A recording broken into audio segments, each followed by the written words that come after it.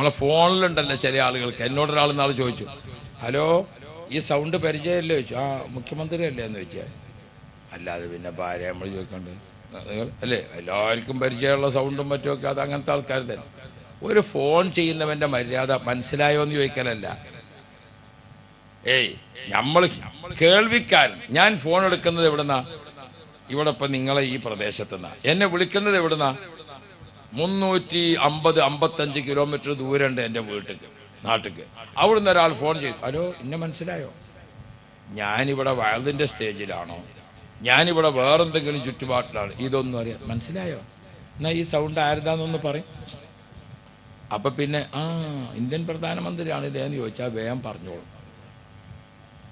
ഒരിക്കലും മര്യാദയല്ലാതെ ഏതൊരാളെ വിളിച്ചാലും ഹലോ അസ്സലാമു അലൈക്കും, ഞാൻ കൂറ്റമ്പാറ ഉസ്താദ് എന്ന് ആദ്യം തന്നെ ഫ്രം അഡ്രസ് അങ്ങോട്ട് പറയണം. അല്ലാതെ പറയാതെ ആളെങ്ങനെ സ്വീപ്പാക്കിയിട്ട് ഇനി മനസ്സിലായോ എന്നാ ഒന്ന് പറഞ്ഞാണ്. ഞാനൊക്കെ ഇങ്ങനെ എല്ലാവരും കാണുന്ന ആളാണ്. എവിടുന്ന് ഒരാളെ കണ്ടാലും അസ്സലാമു അലൈക്കും, തന്നെ അല്ലേ, അവിടെ തന്നെ അല്ലേ ഇപ്പം എവിടെ? പിന്നെ അയാൾ ഇങ്ങോട്ട് നമ്മളെ സ്വീപ്പാക്കുക എവിടെ? അതിനൊന്നും ചോദിക്കാൻ നിൽക്കേണ്ട കാര്യമില്ല. നമ്മൾ ആവശ്യം പറയല്ലേ വേണ്ടത്. ഹലോ എന്നെ മനസ്സിലായോ? ഫോണിൽ. അതേപോലെ തന്നെ ചില ആളുകൾ മരിച്ച സക്കറാത്ത് കിടക്കാണ് അയാളോട് എന്നിട്ട് നിങ്ങൾ ഞാൻ അറിഞ്ഞോ? അതൊന്നും ചോദിക്കേണ്ട സമയമല്ല. പിന്നെന്താ വേണ്ടത്? ലാ ഇലാഹ ഇല്ലല്ലാഹ് നമ്മളവിടെ ചൊല്ലിക്കൊടുക്കുക. അതേപോലെ തന്നെ നല്ലോണം ദ്വാർന്നു കൊടുക്കുക. ഇതൊക്കെയാണ് മര്യാദ. കേൾവി ശക്തി ഇങ്ങനെ നിലനിൽക്കും. ഓ പ്രിയപ്പെട്ടവരെ, നമ്മുടെ കേൾവി ശക്തി നിലനിൽക്കുന്ന കാലത്തെല്ലാം ഏറ്റവും കൂടുതൽ കേട്ടത്, പിന്നെ സംസാരശേഷി വന്നു. ഭൂമിയിൽ പിന്നെ ഏത് വന്നു? സംസാരശേഷി വന്നു. സംസാരശേഷി വരുമ്പോൾ ഉമ്മമാരെ, നിങ്ങൾ ഓരോ പ്രാവശ്യം അമ്മിഞ്ഞപ്പാൽ കൊടുക്കുമ്പോഴും ബിസ്മില്ലാ അൽഹംദുലില്ലാ കുഞ്ഞുങ്ങളെങ്ങനെ തൊട്ടിലിട്ടുകൊണ്ട് താരാട്ട് പാടി ഉറക്കുമ്പോൾ പഴയ ഉമ്മമാര് വീട്ടിലുണ്ടെങ്കിൽ അവരിങ്ങനെ ചൊല്ലും നല്ല താളത്തിൽ. നല്ല താളത്തിൽ. ആദ്യം നമ്മൾ പാട്ട് കേട്ടത് ഉമ്മയിൽ നിന്നാണ്. ഉമ്മയുടെ നല്ല ശ്രവണ സുന്ദരമായ ഗാനം എന്തൊരു രസമാണ്. കമ്മിഞ്ഞപ്പാല് കുടിച്ചിട്ട് ആ തൊട്ടിൽ ഇങ്ങനെ കിടക്കുമ്പോ ഉമ്മ ഇങ്ങനെ പാടി ലാ ഇലാഹ ഇല്ലല്ലാഹു ലാ ഇലാഹ ഇല്ലല്ലാഹ്. എന്തൊരു രസമുള്ള പാട്ടാ, എത്ര സന്തോഷമുള്ള പാട്ടാ. അതിങ്ങനെ കേട്ടിട്ട് കുട്ടി ഇങ്ങനെ ഉറങ്ങി. ഉമ്മമാർക്കാണെങ്കിൽ ഭയങ്കര ലാഭമായി. എന്താ കാരണം? മൻഖാല ലാ ഇലാഹ ഇല്ലല്ലാഹു 70 അൽഫ മറത്തിൻ നജ്ജാഹു. ജീവിതകാലത്ത് 70,000 ലാ ഇലാഹ ഇല്ലല്ലാഹ് ചൊല്ലി തീർക്കാൻ ആർക്കാണോ ഭാഗ്യം ലഭിച്ചത്, അവരെ ശരീരത്തിലേക്ക് നരകത്തിന്റെ പുക പോലും വരൂല. അവരെ ഖബറിലേക്ക് നരകത്തിന്റെ പുക കടക്കുകയില്ല. അത്ര സംരക്ഷണമാണ്. എത്ര ലാ ഇലാഹ ഇല്ലല്ലാഹ്? 70,000 ലാ ഇലാഹ ഇല്ലല്ലാഹ്. മഹാന്മാരൊക്കെ നിങ്ങൾ നോക്കണം. നമ്മളിപ്പോൾ അനുസ്മരിക്കുന്ന മടവൂർ ശൈഖുന എത്ര 70,000 ചൊല്ലി, എത്ര 70,000 ചൊല്ലി, കണക്കല്ലാത്ത. ഒരു 70,000 ചൊല്ലി ഇതായിരുന്നു, അടുത്ത 70,000, അടുത്ത 70,000, അടുത്ത 70,000. അല്ലാ, അവരുടെ മുരീദുണ്ടായിരുന്നു. അടുത്ത കാലത്ത് വഫാത്തായ ബഹുമാനപ്പെട്ട കളന്തോട് അബ്ദുൽ കരീം മുസ്ലിയാർ, ഞാനും അദ്ദേഹവും 10 പ്രാവശ്യം ഒരുമിച്ച് ഹജ്ജിന് പോയിട്ടുണ്ട്. കഅബ ശരീഫിനെ നോക്കിക്കൊണ്ട് ലാ ഇലാഹ ഇല്ലല്ലാഹ് ലാ ഇലാഹ ഇല്ലല്ലാഹ് 70 പ്രാവശ്യം 70,000 ചൊല്ലി. ഒരു 70,000 ചൊല്ലി, പിന്നെ 70,000, അത് ചൊല്ലി, പിന്നെ 70,000, പിന്നെ 70,000. അങ്ങനെ എത്ര 70,000? 70,000. യാ റബ്ബ്. ബഹുമാനപ്പെട്ട ദാരിമി ഉസ്താദ് ഇ.കെ. മുഹമ്മദ് ദാരിമി, അല്ലാഹു ദറജ ഏറ്റിക്കൊടുക്കുമാറാവട്ടെ. ആ കുടുംബം തന്നെ ദിക്റിന്റെ ആളുകളാ. അവരുടെ വാപ്പ ഉമർ ഹാജി, ദാരിമി ഉസ്താദിന്റെ അനുജൻ ഹുസൈൻ മുസ്ലിയാർ, അവരുടെ അനുജൻ ബാബ മുസ്ലിയാർ, ഒക്കെ ദിക്റിന്റെ ആൾക്കാർ. എങ്ങനെ ദിക്റ്? നമ്മളെ മാതിരി 10 ചെല്ലുന്ന പതിവല്ല. അവരെ ദിക്റിലൊന്നും ഏതില്ല, 33, 11 ഒന്നുമില്ല. ഒക്കെ 313 മണിയെ തുടങ്ങുന്നതിൻ്റെ ഉള്ളു. പടച്ചോനെ, ദിക്റ് ചൊല്ലിയാൽ മടുപ്പില്ലാത്ത ആളുകൾ എത്ര ചൊല്ലി അവരൊക്കെ. നമ്മളിപ്പോ അതിന് ചെല്ലലുണ്ടോ? നമ്മൾ മരിച്ചാൻ കാത്തേക്ക് ആരെങ്കിലും ചൊല്ലിക്കോളും വിചാരിച്ചിട്ട്. ഇവിടെ കണ്ടോ? അത് മരണ വീട്ടിൽ ഇങ്ങനെ മുത്താലിമ്യങ്ങളും എല്ലാവരും വന്നിട്ട് ഒരു 70,000 ചെല്ലൽ ഇവിടെ ഉണ്ടോ? ഇവർ ചെല്ലുന്ന വിചാരിച്ചിട്ട് കാത്തു നിൽക്കേണ്ട, ജീവിതകാലത്ത് ചൊല്ലിക്കോളി. ഇപ്പൊ കുട്ടികളൊക്കെ ഇങ്ങനെ കാത്തിക്കാണ്, പുതിയ തലമുറയൊക്കെ. തൗബ ചെയ്യാനൊന്നും ഇപ്പോൾ ആൾക്കാരെ വിളിച്ചിട്ട് കാര്യമില്ല. എന്താ, അത് മരിച്ചാൽ ഉസ്താദ് തൗബ ചെയ്തോളും. അതേതാ തൗബ? ഉസ്താദേ, മയ്യത്തെ പള്ളിയിൽ കൊണ്ടുവന്ന് വെച്ചാൽ നമ്മുടെ നാട്ടിലൊക്കെ ഉസ്താദ്മാർക്ക് ഒരു തൗബ ഉണ്ട്. ഇവിടെയൊക്കെ അല്ലേ അത് നല്ലത് തന്നെയാണ്, ഞാനും ചെയ്യാറുണ്ട്, വേണ്ടത് തന്നെയാണ്, നല്ല കാര്യമാണ്, നല്ല സമയമാണ്. അപ്പോൾ നസീഹത്തിന് 10 മിനിറ്റിന്. അപ്പം എന്താ പറഞ്ഞത്, നമ്മുടെ മുമ്പിലിരിക്കുന്ന ഈ ജനാസ ഇത് നമ്മുടെ പിലാക്കൊമ്പത്തെ ചേക്കുട്ടി എന്ന ആളുടേതാണ്. ഇദ്ദേഹം നമ്മുടെ നാട്ടിൽ ഈസ്റ്റ് വെസ്റ്റ് നടന്നിരുന്ന ആളാണ്. ഇയാൾ നമ്മളുമായിട്ട് അത്രയധികം ബന്ധപ്പെട്ട് നിന്നതാണ്. ഇയാളുമായി ആർക്കെങ്കിലും പൊരുത്തപ്പെടാത്ത വാക്കടപാടുകൾ ഉണ്ടെങ്കിൽ അത് നമ്മളൊക്കെ അള്ളാനെ വിചാരിച്ച് പുറത്തു കൊടുക്കണം. അപ്പൊ നമ്മളൊക്കെ മനസ്സിൽ നിന്ന് വിട്ടു എന്ന് കരുതുക അല്ലേ. അങ്ങനെ രണ്ടാമതൊരു പാർട്ട് പറയലുണ്ട്. അതെന്താ, ഇയാളുമായി ബന്ധപ്പെട്ടുകൊണ്ട് സാമ്പത്തിക ഇടപാടുണ്ടെങ്കിൽ, ഹക്കടപാടുകൾ ഉണ്ടെങ്കിൽ അതൊക്കെ എന്താ ചെയ്യേണ്ടത്? ഒരു പള്ളിയിൽ ഇന്റെ മാതിരി ഒരു സാധു മൊയ്യാർ വന്നതാ. അയാളവിടെ അങ്ങനെ പരിചയപ്പെട്ട് വരുന്നുള്ളൂ. അപ്പൊ ഒരു ചെറുപ്പക്കാരൻ്റെ മുഹമ്മദ് അലി, ഓൻ്റെ വാപ്പയാണ് മരിച്ചത്. അപ്പൊ മയ്യത്ത് മുന്നിൽ വെച്ചിട്ട് അദ്ദേഹം പറഞ്ഞു, ഈ മരണപ്പെട്ട വാപ്പാക്ക് എന്തെങ്കിലും സാമ്പത്തിക ഇടപാടുണ്ടെങ്കിൽ മൂത്ത മകൻ മുഹമ്മദ് അലി ഉണ്ട്, അവനോട് ചോദിക്കണം എന്നോ. അപ്പൊ രണ്ടാമത്തെ സ്വപ്നം ഒരാൾ പറഞ്ഞു, മുഹമ്മദ് അലി അവൻ തരാനുള്ളത് തന്നാ മതിയെന്ന് പറഞ്ഞു. വാപ്പാൻ്റെത് പിന്നല്ലേ. ഞാൻ എല്ലാവരോടും ഓർമ്മപ്പെടുത്തുന്നത്, മുഹമ്മദ് അലിനെ കണ്ട് മരിച്ചാൽ നിൽക്കണ്ട. നമ്മളെ ഹയാത്ത് കാലത്ത് വല്ല ഖൈറും ചെയ്യാൻ വിചാരിച്ചിരിക്കണമെങ്കിൽ നമ്മൾ തന്നെ ചെയ്തോളി. മുഹമ്മദ് അലി ചെയ്തെങ്കിൽ ചെയ്ത്, മനസ്സിലായോ? ആരെങ്കിലുമൊക്കെ വന്ന് 70,000 ചെല്ലും എന്ന് വിചാരിച്ച് കാത്തു നിൽക്കലല്ല. ഹയാത്ത് കാലത്ത്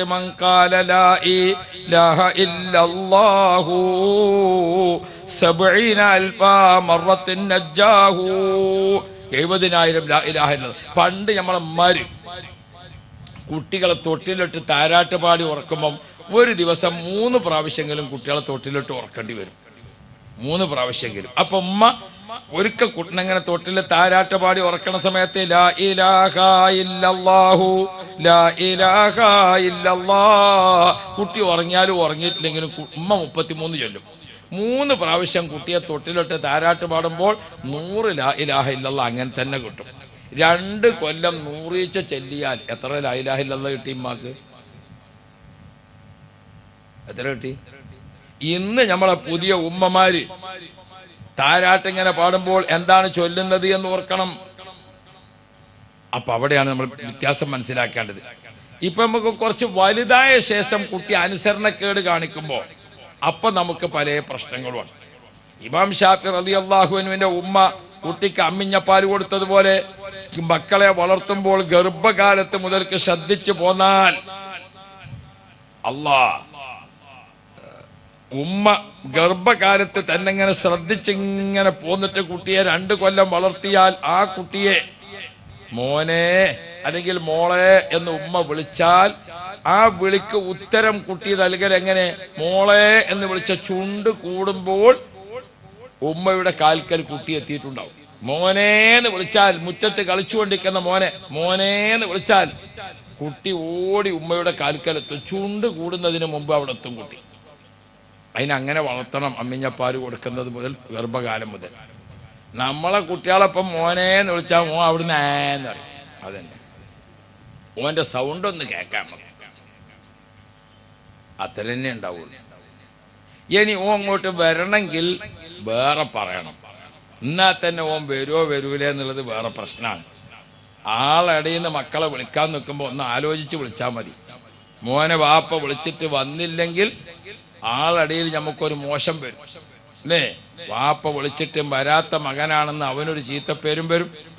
വാപ്പ വിളിച്ചിട്ടും കൂടി മകൻ വന്നിട്ടില്ല എന്നുള്ള വർത്താനൊക്കെ നമ്മുടെ നാട്ടിൽ അങ്ങനെയാണ്. ചെറിയ സംഗതി കിട്ടിയാൽ മതിയാണ് അല്ലേ. ഇപ്പം എല്ലാ സംഗതി അങ്ങനെയാണ്. പണ്ടൊക്കെ നമ്മളെ നാട്ടിലൊക്കെ ഒരു ചെറിയ ചായപ്പീടി ഉണ്ടായി. ചായ കുടിക്കാൻ ഒരു പുട്ടും ചായയൊക്കെ കുടിച്ചുകൊണ്ട് ആ പീടിയൊക്കൊലയുമ്പോഴാണ് മന്ത്രിസഭ ഉണ്ടാക്കലും നമ്മളെ മന്ത്രിസഭ തകരലും തെരഞ്ഞെടുപ്പ് നടക്കലും ജയിക്കലും ഒക്കെ. ആ പീടിയൊക്കൊലയിൽ ഇങ്ങനെ ഇരുന്നിട്ട് ജയം തീരുമാനിക്കും, തോൽവി തീരുമാനിക്കും. ഇപ്പം പിന്നെ അങ്ങനത്തെ ചായക്കടല്ല. ഇപ്പം മകരി മിസ്കരിച്ചൊക്കെ ചാനലിൻ്റെ മുമ്പിൽ ഇരുന്നിട്ട് ഈ ചായക്കടയിൽ വർത്താനൊക്കെ അപ്പം അതിൻ്റെ മുമ്പിൽ ഒരു വിവരമില്ലാത്ത ആൾക്കാർ ഇങ്ങനെ പറയാണ്. അവിടുത്തെ സാധ്യത, ഇവിടുത്തെ സാധ്യത, മറ്റോടത്തെ സാധ്യത. ക്യാ ഫായിദ ഹൈ. ഇതൊക്കെ കഴിഞ്ഞിട്ടാണ് എണ്ണി നോക്കാന്നല്ലാതെ. ഇന്നാളൊരാളോട് നോൻപിന് ചോദിച്ചു, മോനെ ഇന്ന് നോമ്പ് എത്രയായി എന്ന് ചോദിച്ചു. മറ്റേ മാസം കാണുമ്പോൾ നിർത്ത ഉസ്താദയാണ്. അപ്പോൾ എത്രയാണെന്നൊന്നും എണ്ണാൻ നിന്നിട്ടില്ല. മാസം മറ്റത് കാണുമല്ലോ, അതുവരെയാണ് നോൽക്കാൻ. അള്ളാഹു നമുക്ക് ഖൈറ് തരട്ടെ. അള്ളാഹു റബ്ബി. ഒരു കുട്ടി ബക്കറ്റുമായിട്ട് വരുന്ന കുട്ടിയും ചെറുതാണ്, ബക്കറ്റ് അതിലാറും ചെറുതാണ്. പക്ഷേ നിങ്ങൾ കൊടുക്കണ പൈസ അതിനനുസരിച്ച് ചെറുതാക്കരുത്. നമ്മൾ ഈ ചെറിയ കുട്ടിയായിരുന്ന സമയത്ത് റമളാനിലൊക്കെ വയലിന് പോയാൽ കുറച്ച് ആൾക്കാരുള്ള പള്ളിയിൽ നിന്ന് വയൽ പറഞ്ഞാൽ നല്ലോണം പൈസ കിട്ടും. കാരണം ഓരെല്ലാവരും ഒരു 50 100 എടുത്തുങ്ങാണ്ട് ഒരു സംഖ്യ ആക്കും. കുറേ ആളുണ്ടാകുമ്പോൾ ഒക്കെ 5 ഉറുപ്പ്യ കൊടുക്കുക. ബക്കറ്റ് നിറഞ്ഞ് നിൽക്കുന്നുണ്ടാവും. അത് എണ്ണി നോക്കിയാൽ ഐസ് വാങ്ങി മടിയിലിട്ട മതിരാ, കോല് മാത്രമേ കുറച്ച് കഴിഞ്ഞാൽ ഉണ്ടാവുള്ളൂ. അപ്പോൾ അള്ളാഹു തആല നമുക്ക് ഖൈറ് തരട്ടെ. എല്ലാവരും നല്ലോണം സംഭാവനയൊക്കെ കൊടുക്കണം. അള്ളാഹു തആല റഹ്മത്ത് ചെയ്യട്ടെ. നമ്മളെ സഹോദരിമാരുടെ അടുത്തേക്ക് പിരിവ് പോകണില്ലേ? അല്ലേ? എന്താണ് ആശുപത്രിയുടെ സ്ത്രീകളുടെ അടുത്തേക്ക് പോകണില്ലേ? അവരുടെ അടുത്തൊക്കെ പോകണം. അവർ വീട്ടിൽ നിന്ന് ഇറങ്ങുമ്പോൾ തന്നെ എല്ലാ നാട്ടിലും എനിക്കറിയാം, ഉമ്മമാർ വീട്ടിൽ നിന്ന് ഇറങ്ങുമ്പോൾ തന്നെ പഴയ കാലത്ത് 5 രൂപയും 10 രൂപയും കൊണ്ടാണ് പോരാ. ഇപ്പം 50 100 ആയിട്ടാണ് പോരാ. 5ഉം 10ഉം ഒന്നും ഇപ്പോൾ ഒരാളും കൊടുക്കൂല. ഇപ്പൊക്കെ ഉമ്മമാരൊക്കെ വയലിന് വരുമ്പോൾ ഒരു 50 ഉറുപ്പ്യ 100 ഉറുപ്പ്യ ബക്കറ്റിലിടാൻ കരുതി വരും. പിന്നെ നിങ്ങളത് വാങ്ങാൻ വേണ്ടി പോയില്ലെങ്കിൽ പെണ്ണുങ്ങൾ പറയും, ആ കൂറ്റമ്പാറ ഉസ്താദ് എന്ന് പറഞ്ഞിട്ട് ഒരാൾ ഇവിടെ വയലിന് വന്നു, അന്നൊരു 100 ഉറുപ്പ്യ കൊടുക്കാനും കൂടി പറ്റിയില്ല. അങ്ങനത്തെ വയലാണ് അയാൾ പറഞ്ഞത്. എൻ്റെ പേരിലൊരു കേസ് ഉണ്ടാക്കരുത് നിങ്ങൾ. അള്ളാഹു തആല നമ്മളെ ഉമ്മമാർക്കൊക്കെ നീ ഖൈറ് കൊടുക്കണേ അല്ലാ. എല്ലാവർക്കും നീ സന്തോഷം കൊടുക്കണേ അല്ലാ. ഹബീബുന മുഹമ്മദ് മുസ്തഫ നമ്മൾ ഓർമ്മിപ്പിക്കുന്നുണ്ട്, ഹയാത്ത് കാലത്ത് ഇങ്ങനെ ദിക്ർ വർദ്ധിപ്പിച്ചു ചൊല്ലണം. 70,000 ദിക്ർ ചൊല്ലിയാൽ എത്രയാണ് ഇതിന്റെ പ്രതിഫലം? അപ്പോ എൻ്റെ പ്രിയപ്പെട്ടവരെ, അമ്മിഞ്ഞപ്പാല് കൊടുത്തുകൊണ്ട് കുട്ടി വളരുന്ന കാലത്ത് തന്നെ കുട്ടി ദിക്ർ കേട്ടുകൊണ്ട് വളരട്ടെ, ഖുർആൻ കേട്ടുകൊണ്ട് വളരട്ടെ. അത് ഗർഭാശയത്തിൽ നിന്ന് ആരംഭിച്ചുകൊണ്ട് തന്നെ തുടങ്ങും. ഭക്ഷണം, ഭക്ഷണത്തിന്റെ പൊതി കയ്യിൽ കിട്ടിയാൽ നല്ല റാഹത്താണ്. പിന്നെ എനിക്കും സന്തോഷമാണ്. അതും പിടിച്ചിട്ട് അധികം ഇരിക്കാൻ പറ്റില്ല. അതുകൊണ്ട് നമുക്ക് ദ്വാരക്കാൻ എളുപ്പമായി. അള്ളാഹു തആല ഖൈറ് തരട്ടെ. എന്നാൽ കൊടുക്കാം ആളുകൾക്ക്, അല്ലേ? ആ സ്ത്രീകൾക്ക് കൊടുത്തോ? അവർക്ക് ആദ്യം കൊടുക്കണം, അല്ലേ? വീട്ടിൽ നിന്ന് അവർക്ക് ആദ്യം കിട്ടി ശീലായില്ലേ, അതുകൊണ്ട് അവർക്ക് തന്നെയാണ് ആദ്യം കൊടുക്കേണ്ടത്. നമ്മളെ ആണുങ്ങളെ വിചാരം നമുക്കാണ് ആദ്യം കിട്ടുന്നത് എന്നാ. നല്ല വിചാരം നമ്മളെ രക്ഷപ്പെടുത്തട്ടെ. അല്ലേ? പെണ്ണുങ്ങൾ രുചി നോക്കാത്ത ഒരു കറി ഇതുവരെ കിട്ടിയിട്ടുണ്ടോ? ഇല്ലേ? നമ്മളെ നാട്ടിലൊരു ചെറുപ്പക്കാരൻ പറഞ്ഞു, ഉസ്താദെ ഭാര്യക്ക് തീരെ ഭക്ഷണം വേണ്ട. എങ്ങനെ വേണ്ടി വരുന്നത്? 1 കിലോ ഇറച്ചി വാങ്ങി, അതിവിടെ മേശപ്പുറത്തെത്തിയപ്പോഴേക്ക് 600 ഗ്രാമുള്ളൂ. അപ്പം അതെന്താ? 100 ഉപ്പുണ്ടോ നോക്കി, 100 ഗ്രാം മുളകും മസാലയും ഒക്കെ പിടിച്ചിട്ടുണ്ടോ നോക്കി, 100 ഗ്രാം എന്തായി വേവ് ഭാഗമായിട്ടുണ്ടോ നോക്കി. 400 ഗ്രാം ഓള് നേരത്തെ കഴിക്കൽ കഴിഞ്ഞിക്കല്. പിന്നെ ഓക്ക് ഭക്ഷണം വേണ്ടി വരിക. ഞാൻ ഇവനോട് ചോദിച്ചു, നീ അതിന് ബേജാറായിട്ട് കാര്യമില്ല. അള്ളാഹു റബ്ബി, അത് നമ്മളെ സഹോദരിമാർക്ക് അള്ളാഹ് കൊടുത്തൊരു സൗഭാഗ്യമാണ്. അതിന് നമ്മൾ അംഗീകരിച്ചു കൊടുക്കണം. അള്ളാഹു ഓൽക്ക് റഹ്മത്ത് ചെയ്യട്ടെ. നിങ്ങളൊരൊറ്റൊന്നൊരു ആമീൻ പറയുന്നില്ലല്ലോ. എന്തെങ്ങളെ ഭാര്യമാർ പെങ്ങന്മാരോടൊക്കെ നിങ്ങൾക്കൊരു വെറുപ്പുള്ള പോലെ. നമ്മളെ നാട്ടിലൊക്കെ വേദ പറയുമ്പോൾ അവർക്കൊക്കെ ഖൈറ് കൊടുക്കട്ടെ അറിയുമ്പോൾ എല്ലാവരും ആമീൻ പറയും. എന്തുകൊണ്ട്? ഭാര്യമാരും ഉമ്മമാരും ഓൽക്ക് ഖൈറുണ്ടെങ്കിൽ നമ്മളെ വീട്ടിലൊരു സമാധാനമുള്ളൂ, അല്ലേ? അള്ളാഹുവേ, ഞങ്ങൾക്ക് എല്ലാവർക്കും നീ ഖൈറ് തരണേ അല്ലാ. അത് ശരി, നിങ്ങളെ ഒഴിവാക്കിയോ എന്ന് വിചാരിച്ചിട്ടാണ് നിങ്ങൾ ആമീൻ പറയാതിരുന്നത്. അൽഹംദുലില്ലാഹ്, അള്ളാഹു റഹ്മത്ത് ചെയ്യട്ടെ. ഹബീബുന മുഹമ്മദ് മുസ്തഫ. ഇരിക്കുന്ന ആളുകൾ എവിടേക്കും നോക്കേണ്ടതുമില്ല, അനങ്ങേണ്ടതുമില്ല. ഭക്ഷണത്തിൻ്റെ പൊതി നിങ്ങളെ കയ്യിൽ കിട്ടും, എല്ലാവർക്കും കിട്ടും. എന്തേ മക്കളെ, 2 ആൾ ഒരു റൂട്ടിൽ തന്നെ പോകുന്നു, ഒന്നൊരു ഭാഗത്തും പോകുന്നുണ്ടായിരുന്നില്ലേ? ഇവരിങ്ങോട്ടാണ് പോകുന്നത് നിങ്ങൾ അറിഞ്ഞിട്ടില്ല, അല്ലേ? അതാണ്. ആയിക്കോട്ടെ, നിങ്ങൾ എത്തി നിർത്തി നിങ്ങൾ കൊടുത്തോളി. എല്ലാവർക്കും ഭക്ഷണത്തിൻ്റെ പൊതി കിട്ടും, ഉറപ്പാണ്. അഥവാ കിട്ടിയിട്ടില്ലെങ്കിൽ അടുത്ത ബറാത്തിന് നന്നാക്കി ഓതുക. അല്ലാതെ നമ്മൾ കുറ്റപ്പെടുത്തിയിട്ടല്ല. ബറാത്തിൻ്റെ അന്ന് ഉറങ്ങിപ്പോയിട്ട് പിന്നെ ഇപ്പം ഭക്ഷണം കിട്ടാത്തതിന് പറഞ്ഞിട്ടല്ല. നേർച്ച ഭക്ഷണമാണ്. മടവൂർ ശൈഖുനയുടെ പേരിലും ബഹുമാനപ്പെട്ട ജാഫർ തങ്ങളുടെ പേരിലുള്ള നേർച്ചൻ്റെ ഭക്ഷണം. നേർച്ച ഭക്ഷണം ഒരു ഔഷധമാണ്, അതൊരു മരുന്നാണ്. ബിസ്മി ചൊല്ലി അല്പമായി അൽഹംദുലില്ലാ ചൊല്ലി അള്ളാഹുവിനോട് ഖൈറിനെ തേടിക്കൊണ്ട് കഴിക്കുക. അപ്പം അത് ഔഷധമായി വരും. അള്ളാഹുവെ നീ കബൂലാക്കണേ അല്ലാ. ഈ ഭക്ഷണം കൊടുക്കുന്നതിന് വേണ്ടി മാംസം നൽകിയവർ, അതേപോലെ തന്നെ അരി നൽകിയവർ, അതിന് സഹായിച്ചവർ, അത് കഷ്ടപ്പെട്ട് പാകം ചെയ്തവർ, എല്ലാവർക്കും നീ റഹ്മത്ത് കൊടുക്കണേ അല്ലാ, എല്ലാവർക്കും നീ ബർക്കത്ത് കൊടുക്കണേ അല്ലാ. അൽഹംദുലില്ലാ അൽഹംദുലില്ലാ. ഇവിടെ ഒരു പാത്രം മുഴുവനോടെ വെച്ചു പോയിട്ടുണ്ട്. ഞങ്ങൾക്ക് രണ്ടാക്കുവാണോ എന്ന് അറിയില്ല. നമ്മൾ രണ്ടാളെ പോലെ സ്റ്റേജിലുള്ളൂ അല്ലേ? ചിലപ്പോൾ നമുക്ക് രണ്ടുപേർക്കും ആയിരിക്കും. അള്ളാഹു തആല ഖൈറും ബർക്കത്തും തരട്ടെ. കിട്ടിയില്ല എല്ലാവർക്കും? കാര്യമായ സംഗതി പറയുമ്പോൾ നിങ്ങൾ ചോറിലായാലേ, പണ്ടൊരാൾ വയലിന് വന്നിരുന്ന് തിരിച്ചു പോകുമ്പോൾ അദ്ദേഹത്തോട് ചോദിച്ചു, എങ്ങനെയുണ്ട് ഇന്നത്തെ വയല് എന്ന് ചോദിച്ചു. ഇന്ന് വയല് കുറവാണ്, കാര്യമായിട്ട് ദുആയാണ്. അപ്പം എന്താ, അയാൾ വരുന്നിരുന്നപ്പോൾ ഉറങ്ങാൻ തുടങ്ങിയതാണ്. അപ്പോൾ തുടക്കത്തിലെ ദുആ, പിന്നെ പോകുമ്പോഴാണ് എന്നിട്ട് അപ്പോൾ ഒടുക്കത്തിലെ ദുആ. ഇന്ന് വയല് കുറവാണ്, ഒക്കെ ദുആ തന്നെയാണ്. ഇങ്ങനെയൊക്കെ വയല് കേൾക്കുന്ന കൂട്ടത്തിൽ ആളുകളുണ്ടാവും. അല്ലാഹു തആല ഖൈറ് തരട്ടെ. ഹബീബുന മുഹമ്മദ് മുസ്തഫ സ്വല്ലല്ലാഹു അലൈഹി വസല്ലം. നല്ല മോനെ, അള്ളാഹു ഖൈറ് കൊടുക്കട്ടെ. ഓനക്ക് നമുക്ക് തരാൻ തോന്നിയാലോ അല്ലേ? അതല്ലേ കുട്ടികളെ സന്തോഷം. അൽഹംദുലില്ലാഹ്. അപ്പൊ കഴിഞ്ഞില്ലേ മക്കളെ? വേഗം കൊടുക്ക്.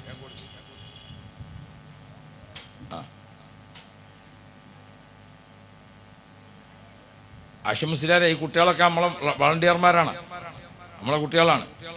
ചെറുപ്പക്കാർ കുട്ടികളൊക്കെ പഠിക്കുന്ന കുട്ടികളായിരിക്കും. +1 +2 അങ്ങനെ തുടങ്ങി ഡിഗ്രി ഒക്കെ പഠിക്കുന്ന മക്കൾക്കൊക്കെ ഉന്നത വിജയം നൽകണേ അല്ലാഹ്. ഉന്നത സല്ലമ തങ്ങൾ പഠിപ്പിക്കുന്നുണ്ട്, അർഹമായ ആളുകൾക്ക് ഭക്ഷണം കൊടുക്കുക, അർഹമായ ജീവജാലങ്ങൾക്ക് ഭക്ഷണം കൊടുക്കുക. ഭക്ഷണം കൊടുക്കുക എന്നത് മാത്രം ഒരു പുണ്യകർമ്മമാണ് ഖുർആൻ. ويطعمون الطعام على حبه مسكينا ويتيما واسيرا انما نطعمكم لوجه الله. ഇതേതാ ഭക്ഷണം? മടവൂർ ശൈഖുനയുടെ പേരിൽ ഭക്ഷണം. ആരാണ് മടവൂർ ശൈഖുന? കോഴിക്കോട് ജില്ലയിലെ കുന്നമംഗലത്തിനടുത്ത് മടവൂർ പഞ്ചായത്തിൽ ബഹുമാനപ്പെട്ടവർ താമസിക്കുന്ന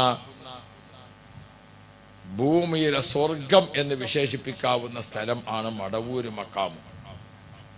യാ ശൈഖനാ യാ ശൈഖ മടവൂരിൻ അതൈനാ ബാബകും റാജീന ഫൗസൻ കാമിലൻ യാ സയ്യിദി സിയം വലി ലാ ഇലാഹ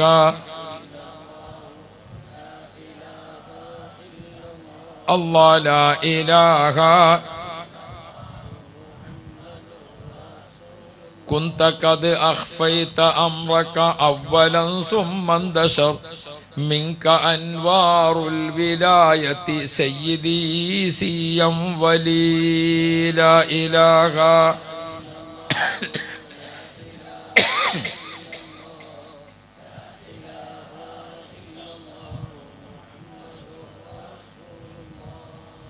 മടവൂർ ശൈഖുനയുടെ ഏറ്റവും നല്ല ജീവിച്ചിരിക്കുന്ന ബോധ്യപ്പെടുന്ന കറാമത്ത് നമ്മുടെ കോഴിക്കോട് മലപ്പുറം ജില്ലയിൽ നിറഞ്ഞു നിൽക്കുന്നുണ്ട്. അതെന്താ? ഒരു ഗ്രാമത്തിൽ ഒരു ചെറിയ മദ്രസ, ഒരു ചെറിയ പള്ളി, ആ പള്ളിയും മദ്രസയും, ആ മദ്രസയിൽ പഠിക്കുന്ന കുട്ടികൾ, ആ മദ്രസയിൽ പഠിപ്പിക്കുന്ന ഉസ്താദുമാര്, അവർക്ക് അവരുടെ ശമ്പളം, ഒരു വർഷത്തെ ചെലവ്, ഈ സംഗതികളൊക്കെ നടന്നു പോകുന്നത് എങ്ങനെ? ഞങ്ങളെ ആ ഭാഗത്തൊക്കെ ഒരുപാട് സ്ഥാപനങ്ങളുണ്ട്. മടവൂർ ശൈഖുന സ്മാരക മദ്രസ, മടവൂർ ശൈഖുന സ്മാരക ദർസ്.